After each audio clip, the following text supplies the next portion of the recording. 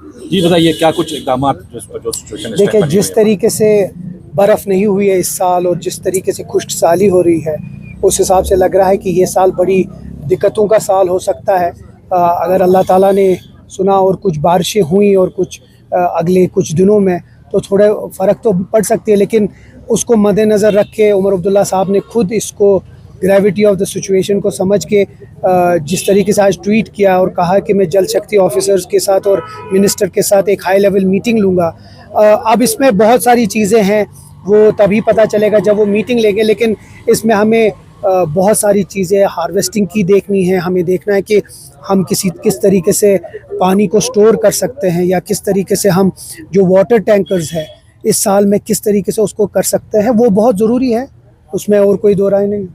Sir ये बताइए कि अभी प्लेस किया जा रहा है पीएम मोदी को, और उमर अब्दुल्ला को यहाँ की अपोजिशन जो है टॉन्ट कर रही है, अपोज कर रही है, तो आप इस स्टेटमेंट को कैसे देखते हैं? खासकर जो टनल का इफ्तिताह हुआ था सोनमर्ग में, उस पर ज़्यादा अभी सियासत जो है गरमाई जा रही है, उस पर क्या कहेंगे? मतलब किस हिसाब में वो टॉन्ट कर रहे हैं? जिस तरह से उमर अब्दुल्ला ने वहाँ पर स्पीच किया था उसको लेकर। देखें, चीफ मिनिस्टर साहब अगर प्राइम मिनिस्टर की तारीफ नहीं करेंगे तो किसकी करेंगे? अमेरिका के प्रेसिडेंट की तारीफ करेंगे।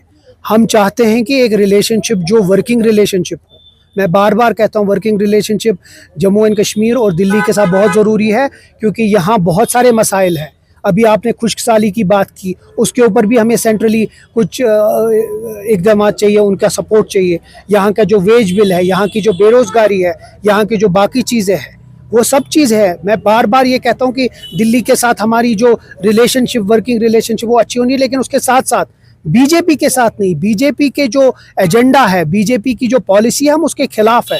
जो उनने 2019 में किया, हम इलेक्शन से पहले भी उनके खिलाफ थे और हम आज भी उनके खिलाफ है। लेकिन क्योंकि इस रियासत को, ये एक बहुत गरीब रियासत है, इसको आगे चलने के लिए बहुत सारा सपोर्ट चाहिए दिल्ली से, उसके लिए हमें उनके साथ एक वर्किंग रिलेशनशिप है। बताया जाता है कि चलाई कलान में अगर सूरज निकले तो ये अच्छे ये नहीं होते हैं, अच्छे ओमन्स नहीं होते हैं, और चलाई कलान में बर्फबारी हो तो वो अच्छी बात है। देखिए, ये 1-2 साल से हो रहा है, तो अगर आप इसको इलेक्शन से जोड़ रहे हैं तो ना जोड़ें। ये कुछ 3-4 साल से हो रहा है, खुश्क साली हो रही है।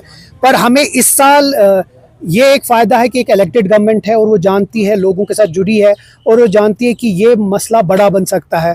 इसके लिए क्या इक़दामात लेने हैं वो उमर साहब खुद ही देख रहे हैं, और ये जो जल शक्ति है डिपार्टमेंट वो देख रही है, जो उसके मिनिस्टर हैं वो देख रहे हैं। हम पूरी कोशिश करेंगे कि जितना कम से कम लोगों को मुश्किलात हो उतना हो सके। तमीर साहब, आपने कहा कि वर्किंग रिलेशन जो है वो यहाँ पर अभी बनाई जा रही है, जो सेंट्रल गवर्नमेंट है, कब तक आप ये बोलेंगे? क्योंकि नॉन मीटर्ड एरिया में जो 800 की बिल आती थी, आज वो 1800 भी पहुंच गई है।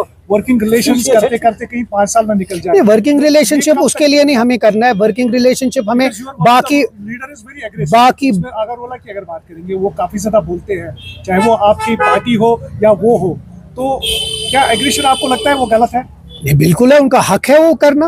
वो पार्टी के एमपी हमारे लीडर हैं, उनका पूरा हक है। ये जमहूरी पार्टी है और इस पार्टी में यही सबसे बड़ी खूबसूरती है कि हर कोई अपनी बात आगे रख सकता है और हम उसकी इज्जत करते हैं। ये तंजीम उनकी इज्जत करता है। जहाँ तक रिलेशनशिप की बात है, बाकी चीज़ें भी चलानी है। जहाँ तक आपने बिजली की बात कही है, बजट आ जाने दीजिए, आप बहुत सारी चीज़ें उसमें देखेंगे। आपको अगर याद होगा कि जो इस इतने महीनों से हमने इसलिए नहीं, क्योंकि बजट टू बजट काम होता है। जो पिछला बजट था वो यूनियन टेरिटरी में बजट था, वो दिल्ली से बजट आया। ये बजट जो होगा वो लोगों का बजट होगा, पीपल फ्रेंडली बजट होगा। उसमें बहुत सारी चीज़ें होंगी जो लोगों की फ्रेंडली में होगा। रिमोर्स काफ़ी ज़्यादा है, क्योंकि जो अपोजिशन पार्टी से कुछ लीडर्स हैं, उनके नेशनल कॉन्फ्रेंस के भी कुछ लीडर्स हैं जिनकी आइडियोलॉजी कहीं ना कहीं मिल रही है, तो ये भी रिवर्स है, काफ़ी सी एक अलग सा ग्रुप बनने जा रहा है। तो उस पर क्या कहेंगे? किसी कोई ख्वाब भी अगर देखेगा वो भी ख्वाब पूरा नहीं होगा। इसीलिए नेशनल कॉन्फ्रेंस न कभी टूटी है और न कभी टूटेगी। बहुत कोशिशें हुई है, पहले भी कोशिशें हुए, इलेक्शन से पहले भी हुआ, एक भी आदमी को तोड़ नहीं पाए। तो आप उस गुमान से निकलिए। नेशनल कॉन्फ्रेंस बिल्कुल मजबूत है, हर एक लीडर इसमें मजबूत है, हर एक एमएलए मजबूत है।